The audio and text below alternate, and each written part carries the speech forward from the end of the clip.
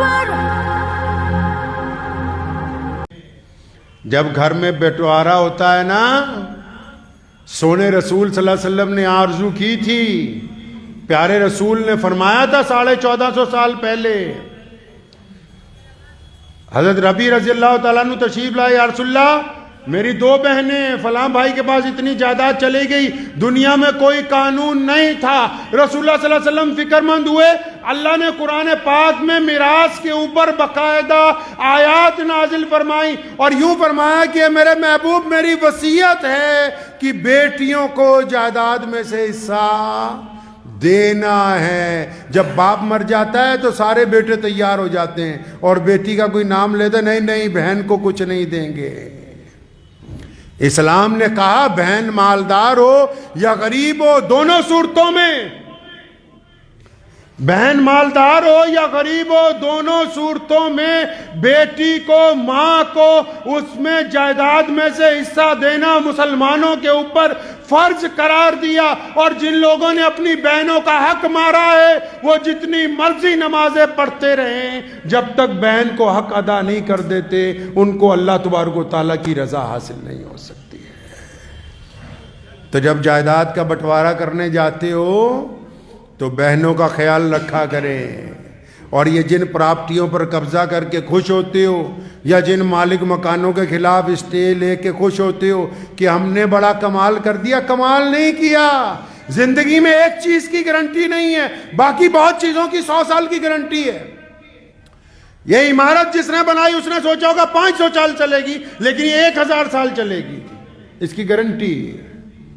ابن صفی نے ایک بڑی خوبصورت بات لکھی، اس نے کہا انسان جب پلاننگ کرتا ہے نا تو اس ساری پلاننگ میں ایک چیز بھول جاتا ہے۔ کون سی؟ پلاننگ کرتا ہے کہ شادی کروں گا، بچے ہوں گے، کوٹھی بناؤں گا، فیکٹری بناؤں گا، فلاں جگہ گھومنے جاؤں گا، یہ کپڑے خریدوں گا، فلاں ہوٹل کے اندر جائیں گے، فلاں کار خریدیں گے۔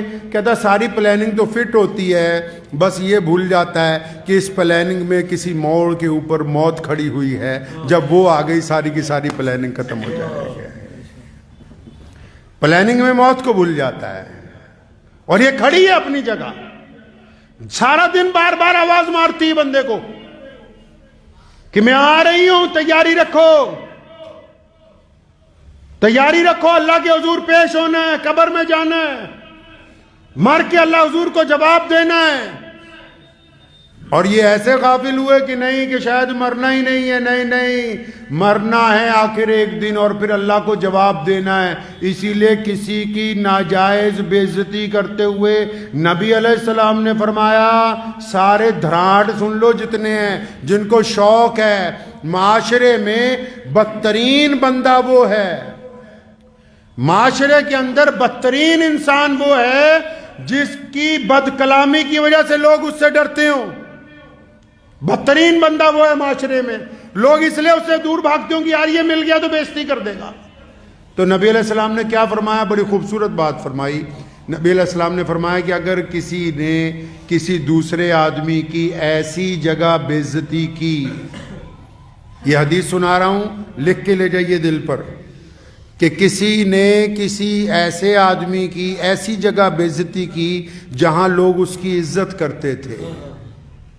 جیسے ہم کہیں پہنچے، کوئی بندہ بیٹھا، 5-7 لوگ بیٹھے اور وہ اس کی بڑی رسپیکٹ کرتے ہیں، جب وہ اٹھ کے گیا کسی نے کہا کہ بڑا نیک ہے، آپ کہا نہیں نہیں میں بتاتا ہوں یہ کیا ہے، میں بتاتا ہوں اس کی اصلیت۔ نبی علیہ السلام نے فرمایا کسی نے اپنے بھائی کی، مطلب کسی جاننے والے کی ایسی جگہ بے عزتی کی جہاں 4 لوگ اس کی عزت کرتے تھے، تو فرمایا اللہ تعالیٰ اس کی ایسی جگہ بے عزتی کروائے گا جہاں 4 لوگ اس کی عزت کرتے تھے۔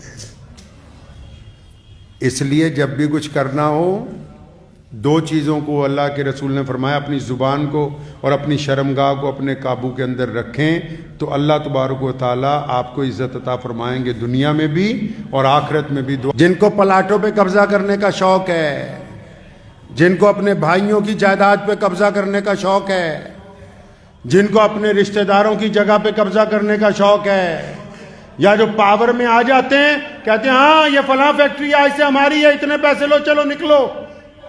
پاور میں آنے کے بعد کہتے ہیں کہ یہ فلاں جگہ ہمیں پسند آ گئی، نکلو۔ حکایت رومی میں لکھا ہے کہ بادشاہ ایک باغ میں گیا، ایک اللہ والوں کا باغ تھا، اس کو بڑا پسند آیا، کہنے لگا کچھ کھلاؤ، تو انہوں نے ایک انار کھلایا بڑا مزیدار، تو دل میں برائی آ گئی کہ یار میں باغ پہ قبضہ نہ کر لوں، میں یہاں کا بادشاہ ہوں، تو کہنے لگا یار ایک اور کھلا دو۔ جب دوسرا انار کھایا تو دیکھا بالکل کڑوا ہے، تو انہوں نے پوچھا اس سے کہ یہ پہلے والا میٹھا تھا یہ کڑوا ہے؟ فرمایا پہلے تیری نیت میٹھی تھی، اب تیری نیت کڑوی ہے۔ تو جو لوگ دوسروں کی جائیداد پر قبضہ کرنا چاہتے ہیں اس امید پہ کہ یہ مر جائے، ان کا بٹوارا ہو جائے، ہم قبضہ کر لیں گے، تو نبی علیہ السلام فرماتے ہیں قیامت کے دن اس بندے کے لیے زمین کا طوق بنائیں گے۔ طوق سمجھتے ہیں؟ گلے کے اندر جو ڈالا جاتا ہے، جو پیروں میں بیڑیاں ڈالی جاتی ہیں، گلے میں طوق ڈالا جاتا ہے، جس کو جگہ پہ قبضہ کرنے کا شوق ہے، غریبوں کی، مظلوموں کی، جو دھکے سے سودا کرتا پھرتا ہے کہ نہیں میری تو افسری ہے جی، میں حکومت میں ہوں، یہ جگہ لینی ہے ہر حالت میں۔ جن کو شوق ہے غریبوں کی جائیداد پہ قبضہ کرنے کا، جن کو شوق ہے اپنی مرضی پر جائیداد خریدنے کا، یہ بات یاد رکھیں کہ دنیا چند دن کی ہے۔ اللہ تعالیٰ نے ایسا تالا لگایا کائنات میں کہ بندہ اکلا ہی آتا ہے، جب جاتا ہے تو اس خزانے میں سے کچھ لے کے نہیں جا سکتا۔ جس اولاد کے لیے جائیداد اکٹھی کرتا پھرتا ہے، جس بیوی کو آرام پہنچانے کے لیے لوگوں سے ٹھگیاں مارتا ہے، جس جھوٹی حیثیت کو بنانے کے لیے کسی کی جائیداد پہ قبضہ کرتا ہے، نبی علیہ السلام نے فرمایا طوق بنائیں گے، زمین کا طوق، 7 زمینوں کا طوق اتنا وزنی ہوگا کہ جب گردن میں پہنایا جائے گا گردن ٹوٹ جائے گی۔ اور کیا کہیں گے فرشتے کہ تجھے بڑا شوق تھا لوگوں کی زمینوں پر قبضہ کرنے کا، تیرے اندر بڑی امنگ تھی کہ ہاں مجھے تو پراپرٹی چاہیے، پراپرٹی پر قبضہ کرنا ہے، پڑوسی کا مکان خریدنا ہے، سامنے والے کا خریدنا ہے، دائیں والے کا خریدنا ہے، چاہے مقدمے ڈال کے خریدا جائے، چاہے پریشر کے ساتھ خریدا جائے۔ فرمایا بڑا تجھے شوق تھا نا کہ ہمیں زمین چاہیے، تو لو ابھی اس زمین کا مزہ چکھو۔ میرے والد صاحب شیر اسلام مولانا حبیب الرحمن لدھیانوی رحمۃ اللہ علیہ اکثر ایک بات کہا کرتے تھے، کوئی آ جاتا کرایہ دار، شروع میں بہت مسلمانوں نے مکان کرائے پہ یہاں لیے ہوں گے جو مائیگریٹ ہوئے، تو کسی نے آ جانا، لوگ اپنی قوم کے حساب سے جواب دیتے ہیں، لیکن محمد رسول اللہ کی سنت کیا ہے؟ اللہ اور اس کے رسول کے مطابق جواب دو۔ جو اس لیے فیصلہ اپنے حق میں کرنا چاہتا ہے کہ یہ مسلمان ہے میں مسلمان ہوں، یا یہ ہندو ہے میں ہندو ہوں، یہ سکھ ہے میں سکھ ہوں، یہ دلت ہے میں دلت ہوں، یہ جینی ہے میں، اس لیے فیصلہ اپنے بندے کے حق میں کرنا چاہتا ہے کہ ہم مذہب ہیں تو پھر وہ مذہبی نہیں ہے۔ تو مجھے یاد ہے والد صاحب رحمۃ اللہ علیہ کے پاس بہت سارے لوگ آتے تھے کرایہ دار کہ مولانا صاحب ہم فلاں جگہ اتنے سال سے کرایہ دار ہیں، اب مالک مکان کہتا ہے خالی کر دو۔ اب وہ کس امید کے ساتھ آتے تھے کہ شاہ امام صاحب کو ملنے جا رہے ہیں، یہ تو مسلمانوں کے ہمدرد ہیں، یہ کہیں گے کیسے خالی کر دو بھائی، اسٹے لے لو، کمشنر کو کہتے ہیں، یہ کیسے ہو سکتا ہے تمہارا مکان خالی ہونے دیں۔ میں نے اپنے والد مرحوم کو بذات خود دیکھا، جس نے کبھی آ کے یہ بات کہی، آج دنیا میں ایسے ہزاروں کرایہ دار ہیں جن کے مالک مکانوں نے ان کو اس دور میں دکان مکان دیے جب وہ کچھ بھی نہیں تھے، جب ان کے پاس کھانے کے لیے روٹی نہیں تھی۔ آج کروڑوں پتی بھی ہو گئے، پھر بھی مالک مکان کی جگہ دبا کے بیٹھے ہوئے ہیں۔ ارے اگر ایک ناجائز جگہ پر مسجد نہیں بن سکتی، وہاں سجدہ نہیں ہو سکتا، تو ایک قبضے کے مکان میں پڑے ہوئے نفل بھی اللہ کو قبول نہیں ہو سکتے۔ یہ کہاں سے سکھایا تمہیں کسی نے کہ جس بندے نے ہمدردی کی ہو اس نے گناہ کیا؟ جس بندے نے 30 سال 40 سال پہلے 20 سال پہلے آپ کو اپنی جگہ چھوٹے سے کرائے کے اوپر دے دی، اس نے آپ سے گناہ کیا کہ جس کی جگہ کی بدولت آپ کروڑ پتی بن گئے، اور آج پھر اس سے اکڑتے ہو، عدالت کا دروازہ کھٹکھٹاتے ہو، تماش بینیاں کرتے ہو، اور پھر کہتے ہو کہ مجھے اتنے پیسے دو۔ تو میں جاؤں گا. یہ پیسے سانپ بن کے قبر کے اندر آئیں گے. دنیا میں وہ اولاد بچانے نہیں آئے گی جس اولاد کے لیے لوگوں کے ساتھ زیادتیاں کرتے. تو مجھے یاد ہے ایک صاحب آئے تو ابو جان نے ان کو، وہ بڑے جوش میں آئے کہ حضرت کے پاس جا رہا ہوں کہ ایسے ایسے. تو ابو جان نے ان کو کہا ایسا ہے بیٹا، نبی علیہ السلام نے فرمایا، ہمارے کریم رسول کا حکم ہے کہ کسی کی جگہ پہ ناجائز قبضہ نہیں کرو. جب تک اجازت تھی کمائی کی ہے، چھوڑ دو. اب اللہ نے اس کے دل میں بھی بات ڈال دی. اچھے لوگ بھی ہوتے. گیا اپنے مالک مکان کو جا کے کہا نہیں جی میں تو نہیں رکھنا چاہتا، 10 دن کا وقت دو، یہ چابیاں پکڑو. بڑا متاثر ہوا، غیر مسلم تھا، زبردستی اس کو 3-4 لاکھ روپے دینے لگا. کہتا نہیں لینے. کہتا ہو ہی نہیں سکتا ایسا، بندہ ہی پہلی بار ٹکرا جو عدالت نہیں لے کے کیا. محمد الرسول اللہ کی اتباع کریں گے، محمد الرسول اللہ کی پیروی کریں گے تو اللہ دنیا میں بھی عزت دے گا، آخرت کے اندر بھی عزت دیں گے.